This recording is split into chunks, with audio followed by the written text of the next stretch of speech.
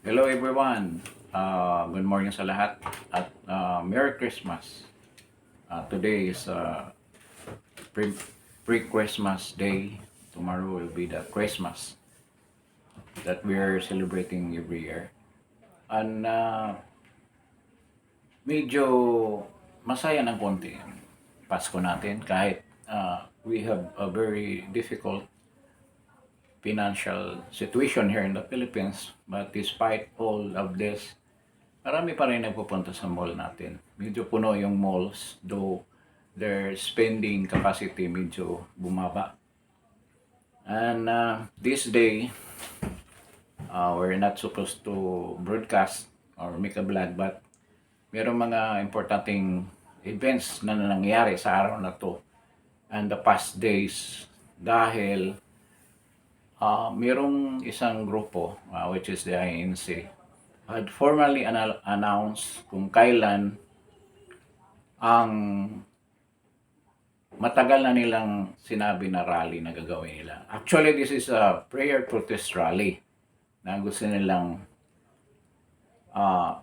ilunsad in support of the anti-impeachment move ng gobyerno against, ng Kongreso against BP Sara. So, for today, we will be talking about that planned rally. And meron din akong i-mention ng mga scenarios that possible na mangyayari that will be performed by the government. Kasi alam naman natin ng gobyernong ito, hindi sila papayag na mayroong mga ganyang activity na gagawin against them. So, we will talk about that. Then, pag-usapan din natin yung tungkol sa mga lumalapit kay PRD at kay BP Sara na meron silang mga pinag-usapan. We don't know kung ano yun, but PRD stated about that important talks with these groups. So pag-usapan din natin yun, and it has relation with the previous activities na ginagawa ni PBBM with regards to his attendance in the 89th anniversary of the AFP. So ito yung mga bagay na pag-usapan natin. Then we will slightly talk about the budget. Kasi PBBM daw is rethinking. Nag-isip siya ulit. Siguro, meron siyang ibibito doon sa mga items na pinasa sa kanya, or he will have to change some of the items or make some agencies accept some funds. I don't know how he will do it. Pero right now, medyo kapos na talaga sa oras or trying to change or to have the agencies that were defunded funded again. I don't know kung anong gagawin. Meron namang mga sectors na nagbigay ng suggestions, but I don't know kung gagawin yan ni PBBM with their real intentions of having a lot of funds going into the election year. Yun naman talaga ang purpose nila. So we will be talking about these topics on this pre-Christmas day. So again, Merry Christmas sa lahat.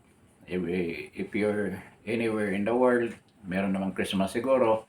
So Merry Christmas sa inyo. Then, of course, this Christmas, I hope that you will like this video, you share, then you subscribe para naman yung any videos that I'm going to make, meron kayong chance na ma-notify kaagad with the notification bell. Ngayon, unahin natin itong announcement ng Iglesia ni Cristo. They name it as a stand against injustice. Tama naman talaga yung topic nila. Kasi ang dami ng injustices na nangyari sa bayan natin. Simula nang umupo si BBM, yan na ang ginagawa niya, no? Na to oppress and suppress his opponents. Yun lang ang intention. Kasi yun ang general plan na ginawa nila para mag-perpetuate sila sa power with Martin Romualdez and Lisa Araneta. Yun lang naman talaga ang purpose nila, perpetuation of power. At saka, meron silang sakit na nadama doon sa pagkatanggal ng kanilang father, their patriarch, si FM Senior. Kaya, medyo masakit sa kanila yun ang pangyayari. At sa tingin ko, yun ang ayaw, iniwasan nila maulit ang pangyayaring yun. Kaya, they come up with a lot of things to make power maging sa kanila na hindi na mapapalitan ng iba. So, that is by simply destroying the opposition. At naging matagumpay nga siya kasi lahat ng opposition ay kumampi na sa kanya. And actually si BP Sara, hindi naman talaga niya opposition nung una, naging opposition lang the later part dahil nga sa mga kataksilang ginawa nila kay BP Sara. Kasi alam nila na it's only BP Sara who have the capacity, who have the ability and the support of the people to go against them. So, walang humpay ang paninira nila sa mga Dutertes. Kasi yun lang ang family that remains standing against them. Kaya yun ang ginagawa. Dito naman sa rally, protest rally ng INC, it's very timely. Dahil nga, ang sinabi ko nga, ang dami nilang na-oppress. Sa start pa lang ng regime nila. Isa na dito si Bantag. So maalala ninyo si Gigi Bantag. Klarong-klaro naman si Gigi Bantag na hindi talaga involved dun sa mga crime na inaccuse nila sa kanya. Then, kasunod niyan ito lang yung mga prominent we don't know about other cases. Kay Congressman Teves, Arnolfo Teves, anong ginawa nila? Mismong member ng Kongreso na kasama nila. Nung makita nila na lumalaban, na nagrereklamo na pwede nilang magiging scapegoat doon sa crime na nangyari, ayun ang ginawa nila, nagiging pinagtulungan nila si Arnie Teves para matanggal sa Senado at ma-accuse ng anti-terror law pang ang inaccuse sa kanya. Tsaka yung murder niya kay Digamo. Ngayon, kasunod noon si Pastor Quiboloy. Ang ginawa nilang injustice sa POGC, klarong-klaro ang injustice doon. Pag-trample ng rights and freedom and rights of the people for a free speech. Ang process na ginawa nila para ma-reso si Pastor Quiboloy, inoppress nila yung mga members para mapilitan si Pastor Quiboloy na lumabas. So that's clear operation. And itong mga charges, yung mga cases that they're going to file against PRD, Senator Bato and Bongo, klarong-klaro naman yan, na mga trump-up cases yan.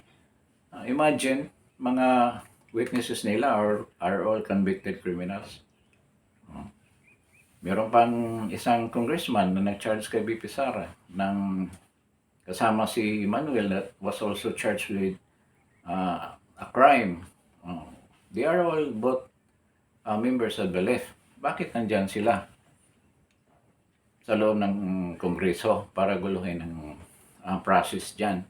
So, yung sinampa nilang kaso ni BP Sara through an impeachment at saka yung doon sa grave threats na sinampa na isasampa ng NBI at DOJ are clearly injustices na ginawa nila against BP Sara.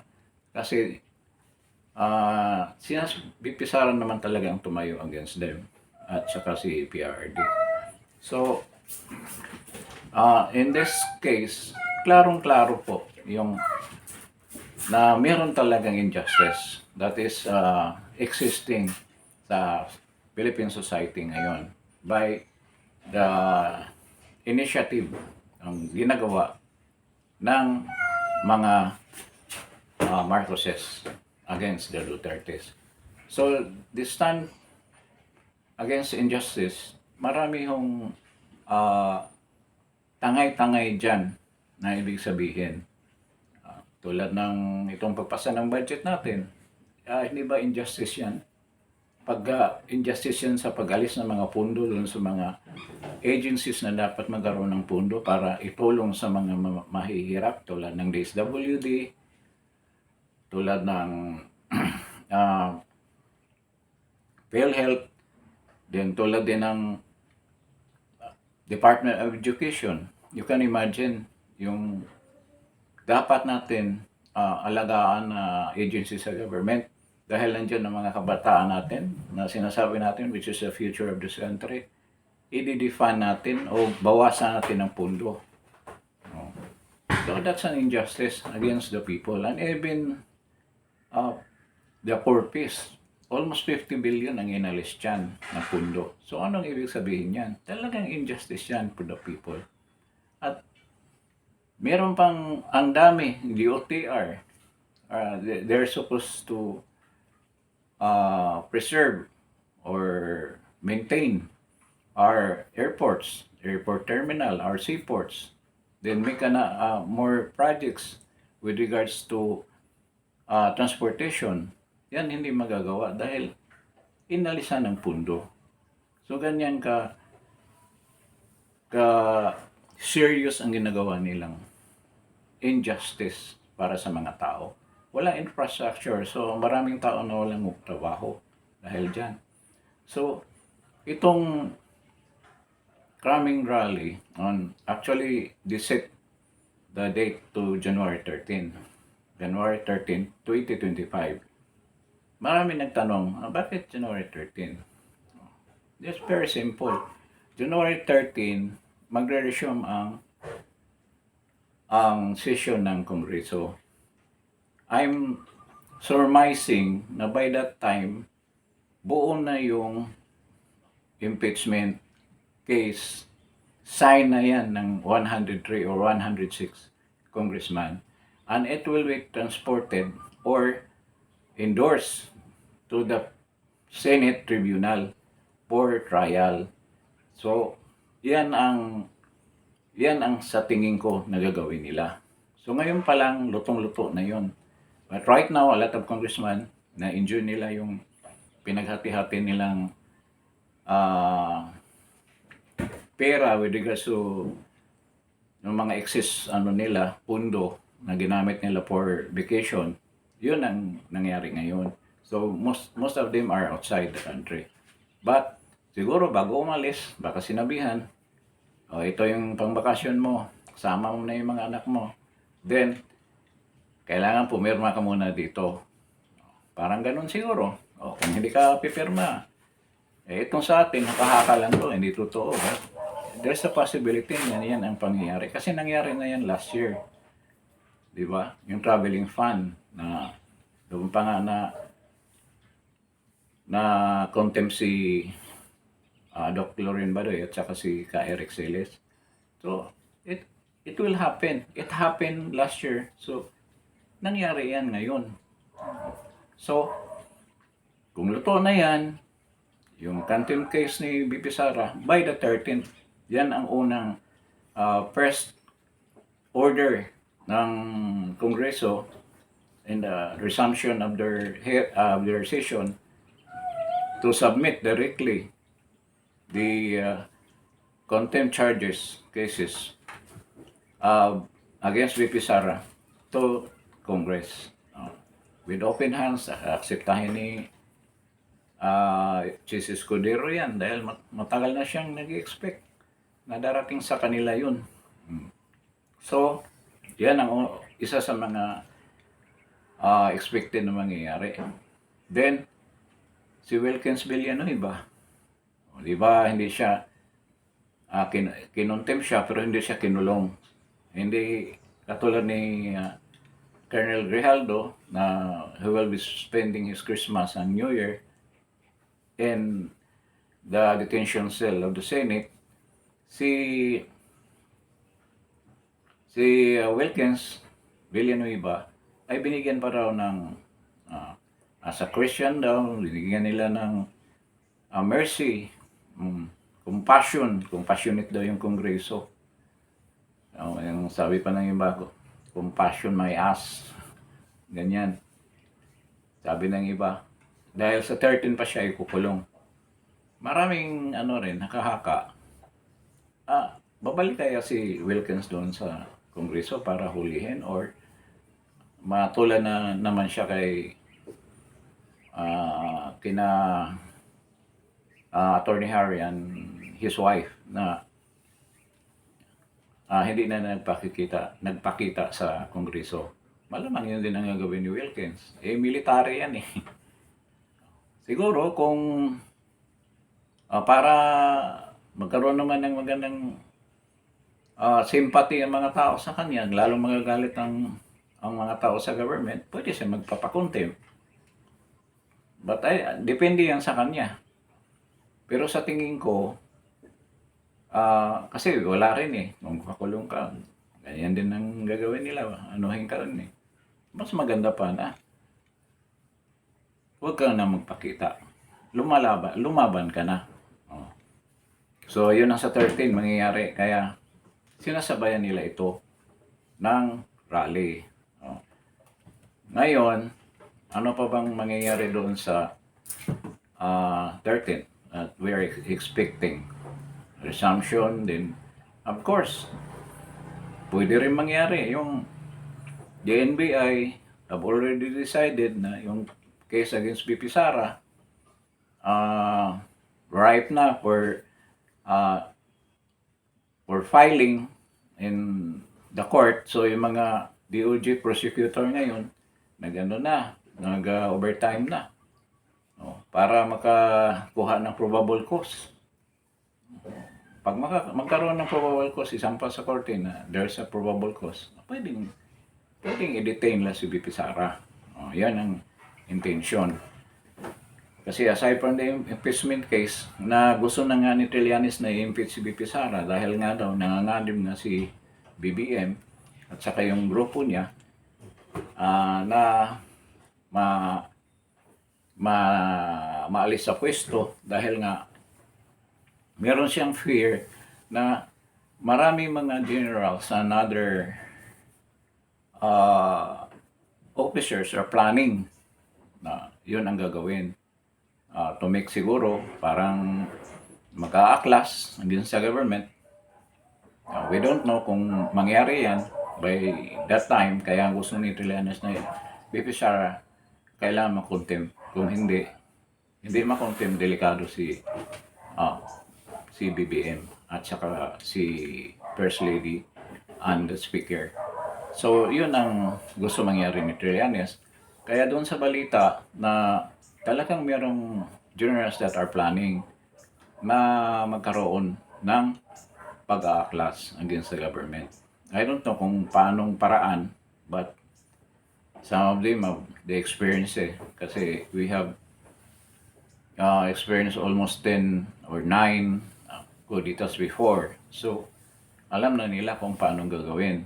Of course, sa kabilang side din, kina BBM, alam din nila paano i-counter yan. So, medyo may labanan talaga between these two forces. Ngayon,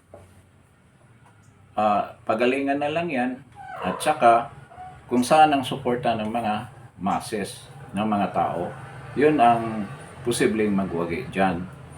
And if you're talking of the situation right now, a majority of the masses, if not 90 or 80% to 90% are supporting BP Sara. So, mahirapan sila if the military will side with BP Sara and will make an open declaration na they are withdrawing their support on the administration ng PBBM. So yun ang mangyayari. Ngayon pa nga, yung last speech ni President Duterte, sinabi niya na somebody, some group are talking to him. They are talking to him and they talk to BP Sara and they want to talk to Basig also. So, sino itong mga tao na to? Hindi naman to mga tao na sa tingin ko lang, I am just surmising, I'm just making mga mga kahaka lang, sa akin lang to, na probably they are part of the military. If they are not the renegade soldiers, they are the splintered group or breakaway group from the military.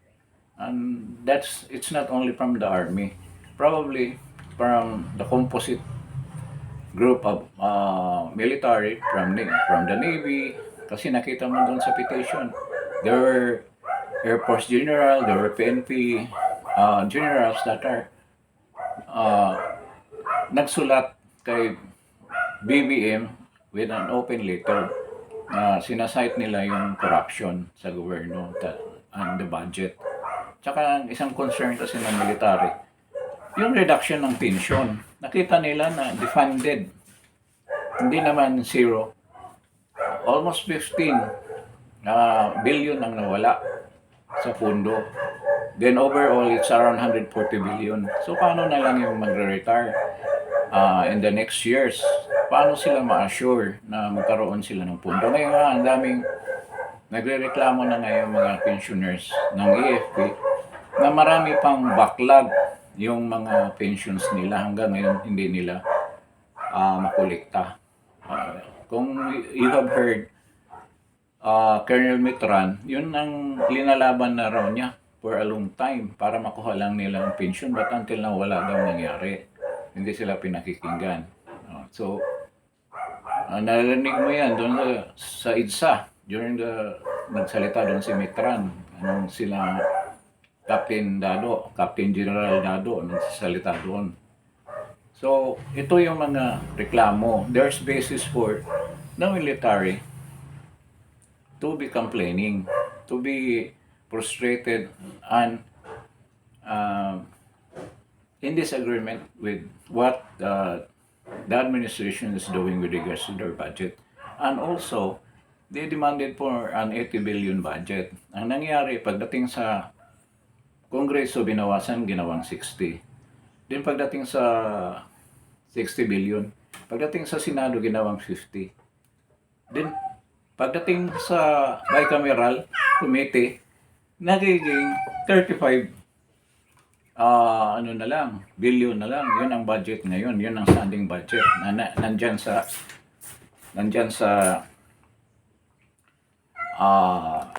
budget na pipirmahan ni BBM. So makikita natin ang disenchantment ng military ay nandyan talaga dahil nga sa problema na yan. So meron talagang malaking portion or part ng military na nagrereklamo, and they are talking yata, no, we don't know if this is the group that are talking to President Duterte, but kung isipin mo naman, sino bang makipag-usap? Sino bang may capacity na makipag-usap ni President at harapin ni VP Sara kung wala silang ganyang kabigat na dahilan at ganyang kabigat ang credentials nila? So, probably these are generals that are active, hindi yung mga retired. Kasi matagal na nagsasalita yung mga retired. In fact, ilang letter nang pinapadala nila. And they even signed their names. Diba? Nandoon pa nga si General Ray Aquino, si Alcoriza, si Batak. Mabibigat na military officers yan. May mga PNP generals pa. So these are hindi lang mga retired, but they are in the active service. There are rumors lang naman to, balita lang, na they are active na right now, is openly supporting PBBM, but they will babaliktad Yun ang sabi nila. Oh. So we don't know kung totoo yung rumor lang naman yan. But kung meron kasing smoke, may fire yan. There is smoke, there is fire. So parang totoo din. Pero parang lang. We're not sure until it will happen. So ngayon, yun ang scenario na mangyayari. At si President Duterte is very good strategist. Sasabi sila, sabi lang yan ni Digong para mabahala rin si PBBM. But I don't think so. Pwede yun, threat din ni sige, gagawin nyo sa amin yan. Ito mangyari sa inyo. But this is a point na wala nang turning around. This will post through.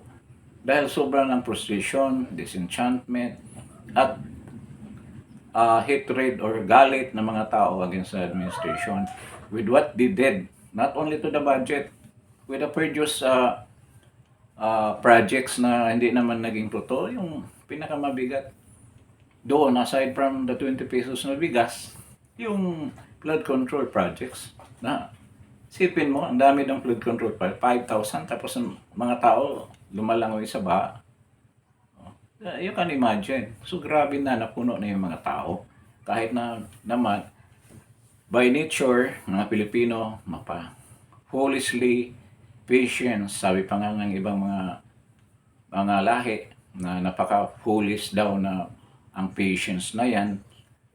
Then, magtatagal ng ganyang kahaba na titiisin mo yan, na nagsasuffer ka for a long time, wala kang gagawin, puro na lang pasensya. So, ganyan. So, medyo napuno na yun. So nga, itong pangyayaring ito, kung pag-ipon-ipunin mo yan, napakalaking bato yan na pinupukol mo sa mukha ng administration. And I think they will find it hard how to solve that. Right now, they're looking into the budget. It's too late in the day. Wala na. Alam na namin na kinukurap ninyo ang budget. Whether ibalik niyo yung mga pundo na yan or not, wala na. We have decided, the people have decided already na dapat talaga magkaroon ng pagpalit ng rehimen para naman hindi patuloy. Kasi there's no chance na mag-iba kayo ganun pa rin So what's the use kung ibalik niyo yung pondo, then the next budget season, ganyan pa rin ang gagawin ninyo. At saka, I've been thinking a lot for several times na already.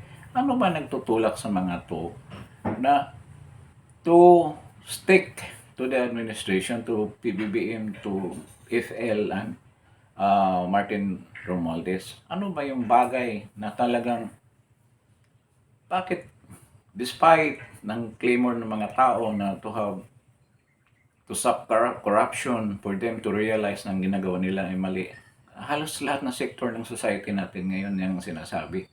Yung iba naman that are politically nagpipigil kasi nga ang lahat na mga pagpupuri, kung magsasalita sila, maging credit kay BP Sara. Kasi si BP Sara ang una nagsasalita ng ganyan na meron tayong presidente na hindi marunong maging presidente.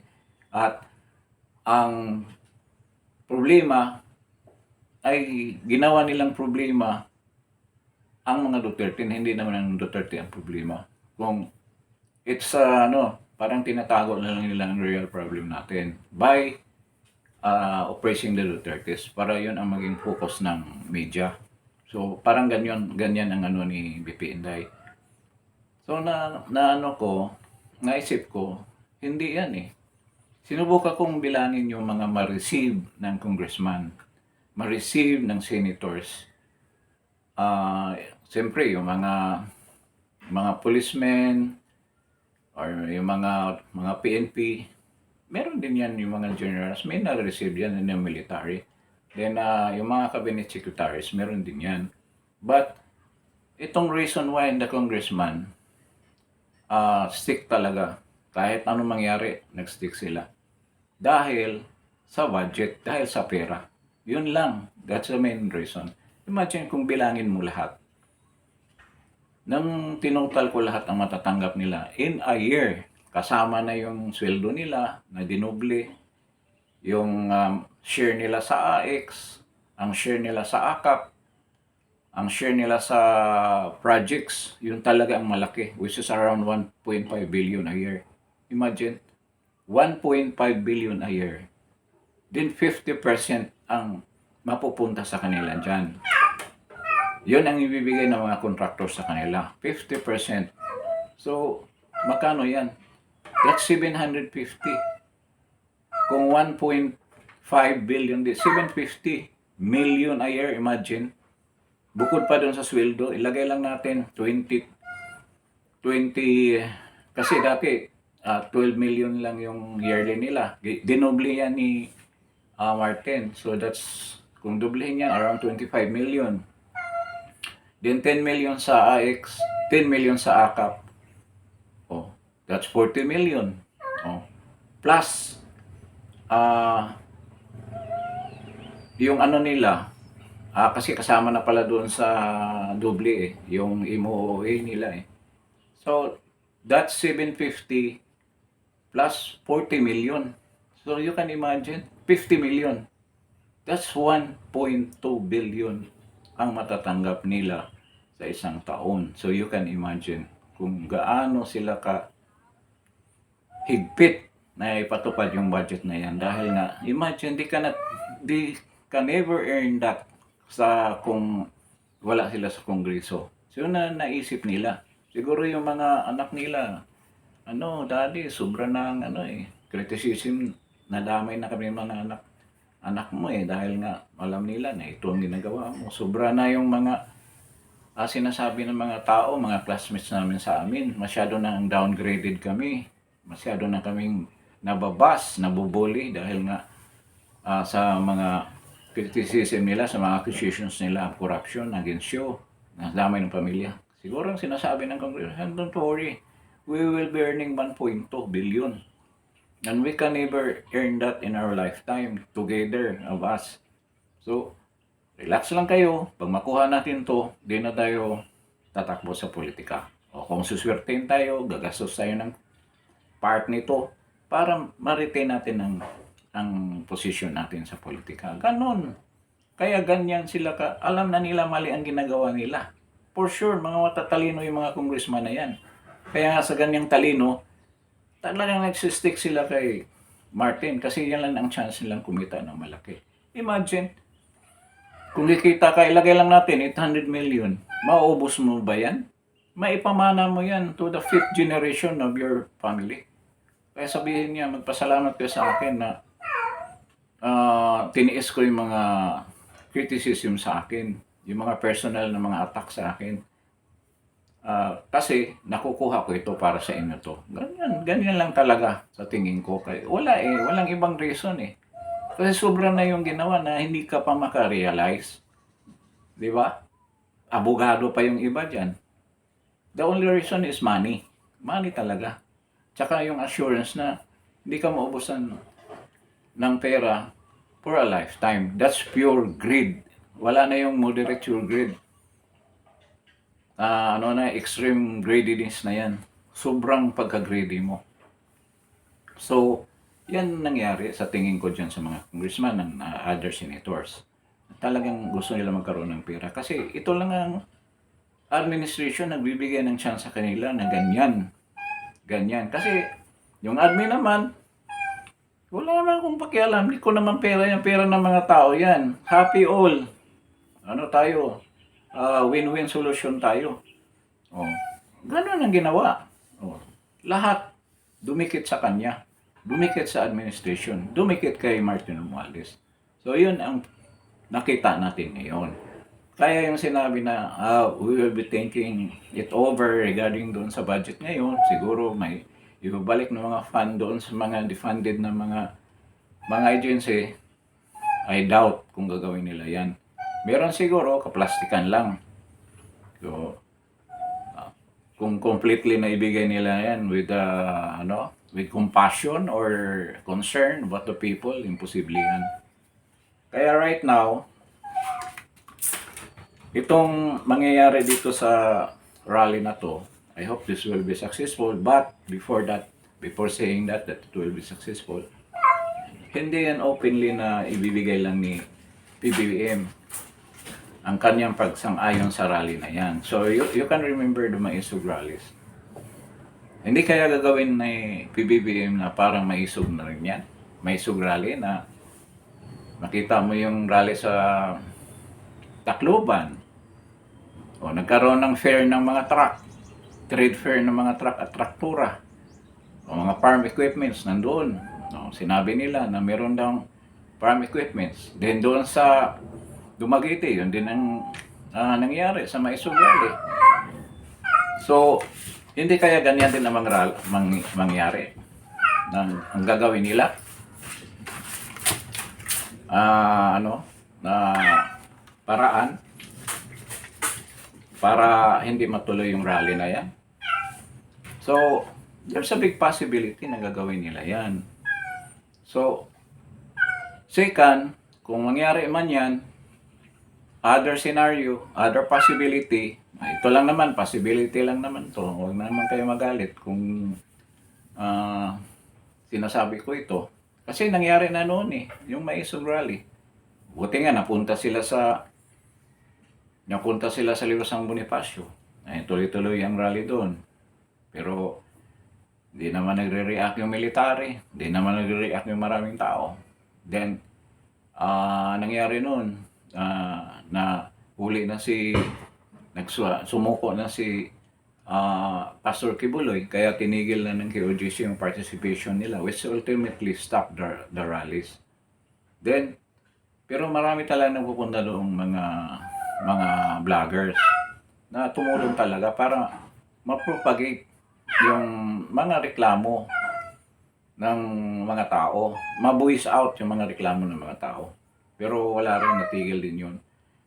Then, kung hindi yan mangyari, yung possibility na yan, other possibility is, katulad ng KOJC, katulad ng nangyari sa EDSA, the last 2 weeks, 3 weeks, na nagpadala sila na 10,000, baka ngayon 100,000 na ipadala. Kasi alam nila na ang dami ng INC, ay may sasama pang mga ibang religious sect. Kung hindi nilalagyan ng traktura, magkaroon ng trade fair na naman yung Lunita, puno na naman truck yan, mga traktor, ano-ano ilagay nila para hindi makakandak ng rally. Then sabihin nila, hindi kayo pwede mag-rally, wala kayong permit. Ay sihan nila ko na, ano nila yan hindi mag-issue sihan nila ko na ng permit. Hindi allowed ang Iglesia ni Cristo. Then, ang daming traktura doon. Or, sabihin ng Quirino grandstand is under repair. You cannot use the grandstand. Wala problema. Marami namang wing van na ginagamit na may LED screens pa. But I doubt kung parang nagdududa talaga ako kung mangyari yan. Kung hindi yan padalahan ng maraming sundalo, siguro 50,000 ipadala dyan. Then, dahil walang permit, they will start arresting yung people na naggrupo-grupo doon tulad ng ginawa nila sa QGC. Arestuhin nila. So, siyempre, matatakot yung mga nag-attend. Ay, mga babae, na-aresto Yan ang gagawin ng mga polis. Di ba? Susunod yan. Ngayon, kung hindi nila gagawin yan, yung permit nga, hindi nila i-allow yung rally na yun. Tambakan, sa tingin ko, yun ang pinaka possibility na gawin nila. They will not issue a permit, then magpadala sila ng maraming pulis. Yun lang ang lagi nilang ginagawa Sa KOJC, imagine. Ilan lang ang members KOJC na sa loob. Inoccupy pa nila ang buong compound. So, yun ang mangyari dyan sa Lunita. Especially right now na Alam na nila. Kahit naman hindi natin sasabihin. Itago-tago natin na bakit yung mga may isog. Huwag mo nyo munang sabihin. Kung sasabihan doon ng mayor na huwag mong i-allow kung any kind of rally, wala rin. So, yun ang mangyayari dyan. So, yun ang isusurmat ng mga tao.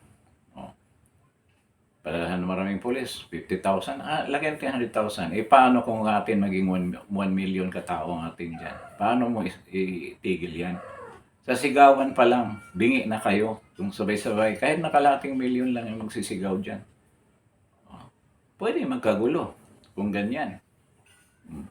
Then, ito ang pinaka one thing na napaka na mangyayari. Kung tutuparin ng mga militare na lumabas na nga sa social media, nalalabas sila. Probably they will detach themselves from the administration or the president, the commander-in-chief. They will they will not give the support anymore. They will stop supporting the president. They will stop recognizing the president as their commander-in-chief. So, pwede yan mangyari kasi ang pangako nila, lalabas kami kung lalabas yung mga tao at tulungan sila. Ang Iglesia ni Cristo is a very solid sect. And kaya nga nila mag-black voting I don't know kung nandoon na sila sa Lunita, kung ano mangyayari doon.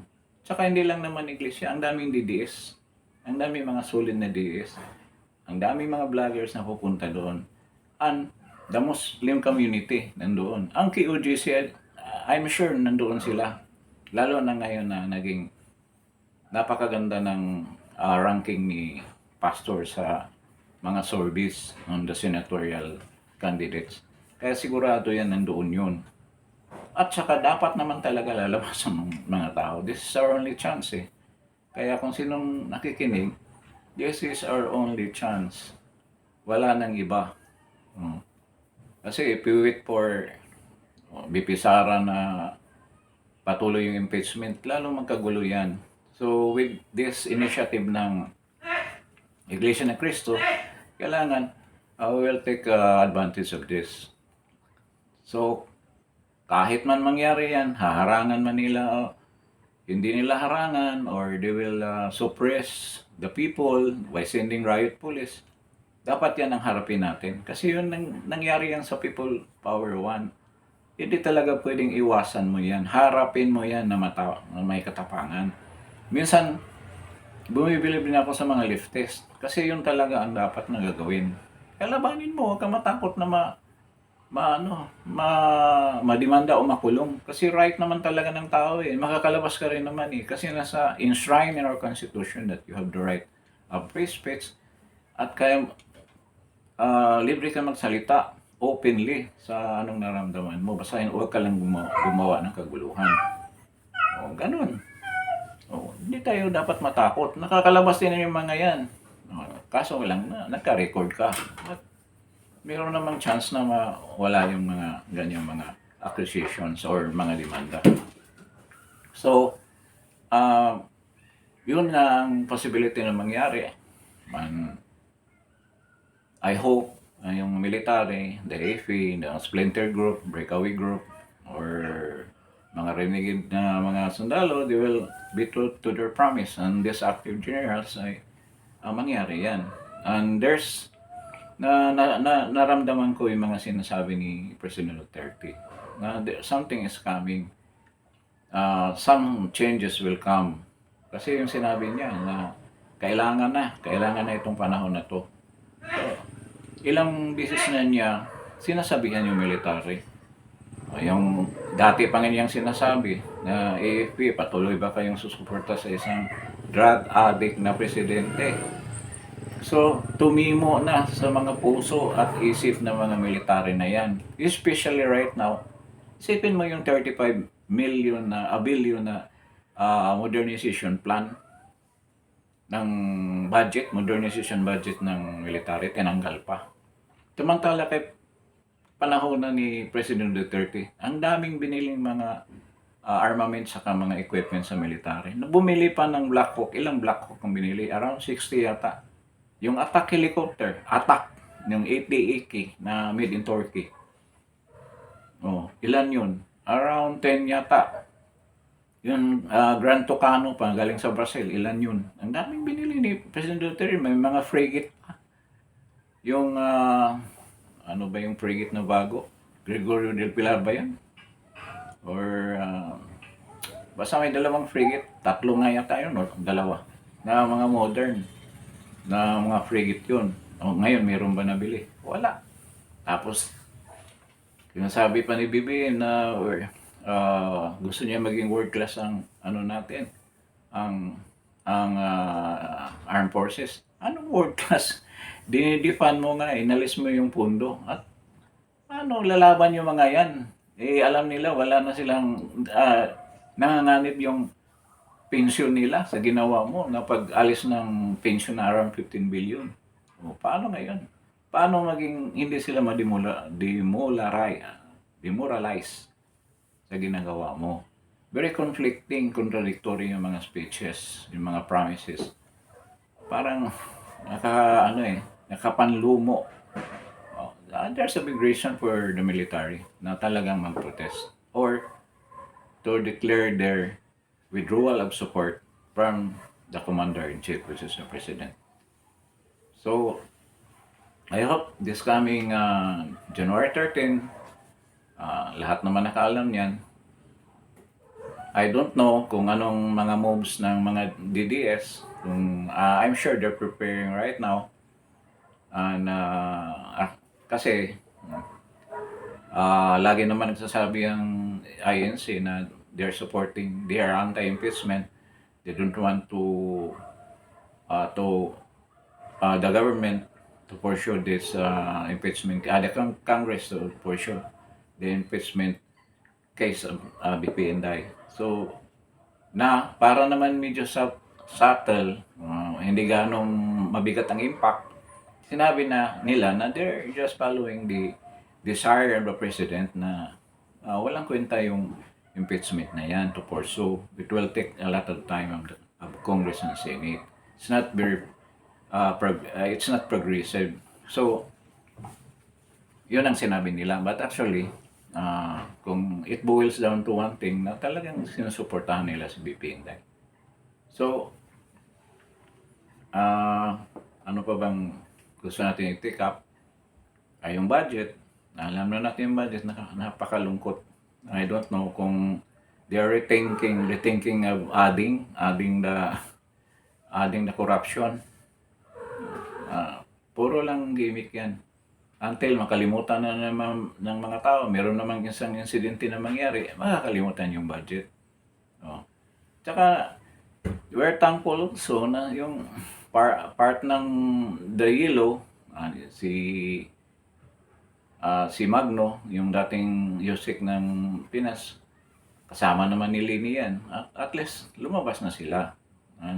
Malaking bagay ang ginawa nila dyan sa Mindiola na pagpahayag ng kanilang disenchantment with regards to the budget. Lahat naman tayo dapat concerned. So, with this, and this is the Christmas episode, I don't know kung mayroong mangyayari bukas, anything that will happen, we will be vlogging and broadcasting so that you will be updated with what is happening right now in our country. And even the Christmas right now, medyo hindi, mga tao nagpupunta lang sa mall para magpalamig, bibili ng konting mga items, but the purchasing power of the Filipinos talaga bumagsak talaga. And you just imagine ilang branches na ng McDonald's na nagsasara. Parang sa US din, maraming branches na nagsasara. I don't know kung McDonald's. But here, dito lang sa Manila, ang dami nagsasara. And Quezon City branch, ilang taon na yan dyan. 1980s pa yan, nandyan na yan. And they are announcing na magsasara sila for lack of customers. Na hindi na nila kaya i-maintain yung branch na yan. And sa Manila, ang dami nagsasara. Yung sa Good Earth Emporium, nagsara. Meron pang ibang branches na are opting to close due to financial reasons.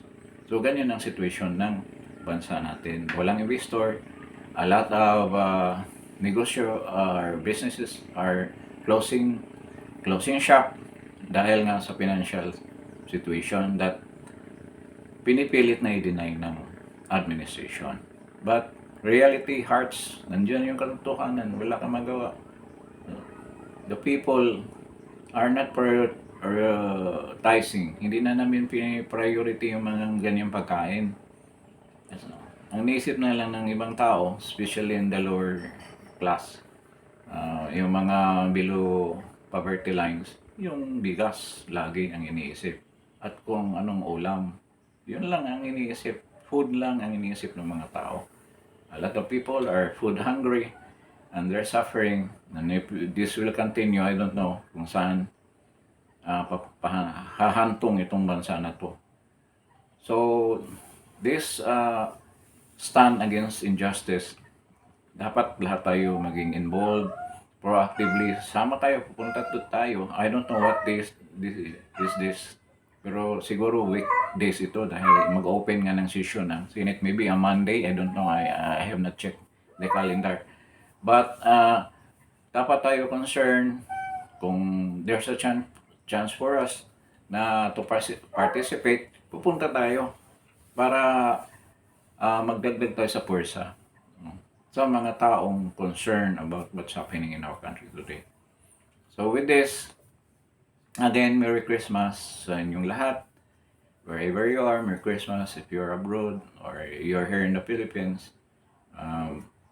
Maligayang Pasko sa inyo kahit hindi ganong maligaya. At least we've celebrated the birth of our Savior. At maligaya tayo. This is all of these things are temporary. What is important that we are with our family, na nagkaisa tayo sa pamilya, nandiyan yung mga apo ninyo, mga anak ninyo, and mga siblings ninyo. Kung nandyan, you share kahit na gaano kamik yung mga handa natin sa table. What is important is the spirit of love na nandyan sa atin, sa mga member ng family natin, that we share the blessing na binibigay sa atin ng ating Panginoon during this time na siya ay pinanganak. So, Merry Christmas to everyone, and thank you, and I hope you will like, share, and subscribe on this channel, Justin Talk News PH. Justin Talk News PH is a political vlogs, political issues that is happening in our country today. Maraming salamat po at Merry Christmas again.